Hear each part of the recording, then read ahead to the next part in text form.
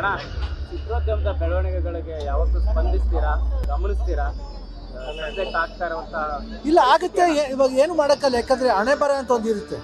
ಅದೇನ್ ಮಾತಂತ ಹೇಳಿದ್ರಿ ಸರ್ ನೀವು? Really hats off sir, hats off. Fate ಅಂತ ಬಂದಾಗ ಏನು ಮಾಡಕ್ಕಾಗಲ್ಲ. ಬಟ್ ಏನಂದ್ರೆ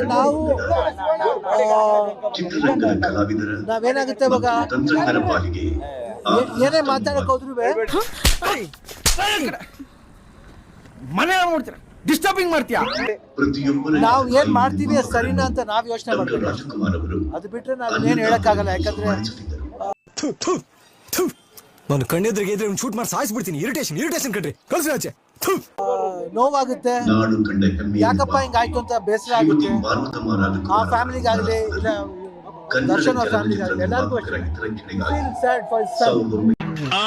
ಬಡವಳ್ಳಿ ನನ್ನ ಬಗ್ಗೆ ಅಯ್ಯೋ ನೀನು ಒಬ್ಬರಾದ್ರೂ ಇದೆಯಲ್ಲ ದುರಾತ್ಮ ಕೊಡ್ಲಿದ್ದ ಏನ ಬಹುಶಃ ಏನು ಮಾಡಕ್ಕಾಗಲ್ಲ. ಯಾವ to face everything, the part of face.